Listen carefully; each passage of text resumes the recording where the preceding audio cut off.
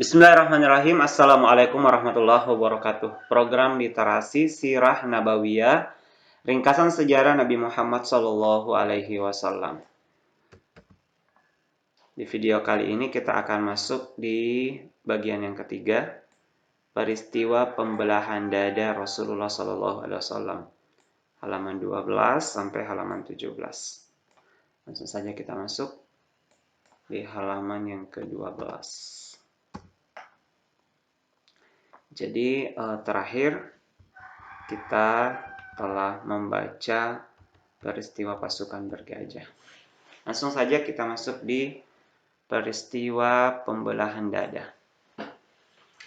Pada suatu hari, ketika itu Muhammad SAW mendekati usia 4 tahun. Tepatnya di saat beliau bersama putra Halimah bermain jauh dari perkemahan. Maka datanglah putra Halimah sambil berlari. Sedang pada raut mukanya terlihat tanda-tanda kecemasan. Ia meminta agar Halimah menyusul saudaranya Muhammad. Lalu Halimah pun menanyakannya tentang permasalahannya. Kemudian anak ini berkata, "Sungguh saya melihat 2 orang laki-laki berpakaian putih. Mereka mengambil Muhammad dari kami dan menelentangkannya, lalu mereka membelah dadanya." Dan sebelum anak ini melanjutkan ceritanya, Halimah berlari menghampiri Muhammad. Dia melihat Muhammad berdiri di tempatnya tanpa bergerak. Wajahnya terlihat kekuning-kuningan dan pucat. Lalu dengan rasa takut dan cemas, Halimah menanyakannya tentang apa yang menimpanya. Lalu Muhammad memberitahukan bahwasanya dia dalam keadaan baik dan menceritakan bahwa ada 2 orang laki-laki berpakaian putih yang mengambilnya, membelah dadanya untuk mengeluarkan hatinya, lalu mengeluarkan segumpal darah hitam darinya dan membuangnya. Lalu menyuci hatinya dengan air dingin dan mengembalikannya ke dalam rongga tubuh untuk kemudian mengusap dadanya. Setelah itu mereka meninggalkan tempat dan menghilang. Jadi ini proses pembersihan dada Rasulullah dan membersihkan hati Rasulullah SAW waktu kecil, usia 4 tahun. Ya, itu tentunya adalah kebesaran dari Allah Subhanahu wa taala. Halimah berusaha meraba-raba tempat dada yang dibelah. Ia tidak melihat bekas sedikit pun. Kemudian ia kembali bersama Muhammad ke rumahnya. Menjelang fajar pada hari berikutnya, Halimah membawa Muhammad kepada ibundanya di Mekkah. Aminah merasa heran dengan kembalinya Halimah bukan pada waktunya. Padahal dia sangat menyukai anak ini. Lalu dia menanyakan penyebabnya dan Halimah pun menceritakan tentang peristiwa pembelahan dada Muhammad kepadanya. Aminah keluar bersama putranya yang yatim itu ke Yathrib, Madinah. Jadi Madinah pada saat itu disebut Yathrib, kota Madinah. Jadi Aminah keluar bersama putranya ke Yathrib untuk mengunjungi paman-pamannya dari Bani Najjar dan menetap beberapa hari di sana. Dan dalam perjalanan pulangnya, ajal pun menjemputnya, yaitu di tempat yang bernama Abwa. Jadi Aminah meninggal dunia di sini.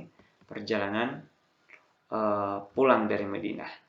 Dan di tempat itu pula dia dikebumikan. Muhammad berpisah dengan ibundanya dalam usia 4 tahun. Dan di tangan kakeknya Abdul Muttalib, ia mendapatkan gantinya. Jadi diasuh oleh Abdul Muttalib. Lalu Abdul Muttalib menjaga, mengasuh, dan memberikan kasih sayang kepadanya. Setelah genap usia 6 tahun, kakeknya pun meninggal dunia. Nah, ini ujian Rasulullah ketika kecil 6 tahun, kakeknya meninggal dunia. Setelah itu pamannya Abu Thalib yang mengasuhnya. Sekalipun dia mempunyai banyak tanggungan, keluarga dan hartanya sedikit. Jadi Abu Thalib adalah paman Rasulullah yang mengasuh dari usia 6 tahun walaupun hartanya sedikit. Pamannya, demikian pula istrinya memperlakukannya seperti salah satu dari anak-anak mereka. Anak yatim ini sangat bergantung kepada pamannya. Dalam kondisi inilah Muhammad mulai membentuk sifat dasarnya. Beliau membentuk karakternya. Beliau tumbuh atas dasar kejujuran dan amanah. Sehingga keduanya menjadi gelar baginya. Jujur dan amanah. Jadi bahkan diberikan gelar Al-Amin. Ini gelar Rasulullah. Maka jika orang-orang mengatakan telah datang Al-Amin. Al-Amin adalah salah satu gelar Rasulullah waktu masih kecil. Yaitu orang yang dapat dipercaya. Jadi kalau orang mengatakan telah datang Al-Amin, maka bisa diketahui bahwa yang dimaksud adalah Muhammad SAW. Setelah melewati masa remaja dan beranjak dewasa, Muhammad mulai berdikari dan mencari biaya hidupnya sendiri. Maka mulailah beliau bepergian untuk bekerja dan berusaha. Beliau bekerja sebagai penggembala kambing bagi beberapa orang Quraisy dan menerima upahnya. Kemudian Muhammad segera bergabung dengan rombongan dagang ke negeri Syam. Rombongan tersebut dibiayai oleh Khadijah binti Khuwailid. Ini Khadijah. Seorang wanita terpandang yang sangat kaya dengan dana besar. Jadi Khadijah ini adalah seorang wanita yang terpandang dan terkenal kaya. Dalam rombongan ini Khadijah mewakilkan hartanya kepada Maisarah. Maisarah ini adalah pembantu Khadijah sekaligus orang yang mengatur segala urusannya. Dengan keberkahan dan keamanahan Rasulullah SAW, perdagangan Khadijah mendapatkan laba yang belum pernah dialami sebelumnya. Jadi keuntungannya berlipat ganda. Lalu dia bertanya kepada Maisarah perihal penyebab laba yang cukup besar ini. Jadi keuntungannya sangat besar. Maisarah menceritakan bahwa Muhammad bin Abdullah yang menangani urusan barang dan penjualan. Dan dia pula yang menghadapi orang-orang dengan sangat mengagumkan. Sehingga laba yang besar bisa diperoleh tanpa ada unsur penganiayaan. Khadijah mendengar penuturan Maisarah. Dan dari situlah dia mulai mengenal beberapa hal mengenai Muhammad bin Abdullah SAW dan merasa kagum kepadanya. Khadijah di sini sangat kagum kepada Rasulullah. Khadijah sebelumnya pernah menikah. Tapi kemudian suaminya meninggal dunia. Jadi Khadijah adalah seorang janda. Lalu ia ingin mencoba kehidupan baru dalam tanggungan suami yang bernama Muhammad bin Abdullah.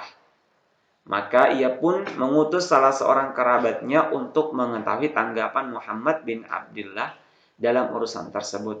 Sedangkan beliau pada waktu itu telah berusia 25 tahun. Jadi Rasulullah usianya 25 tahun.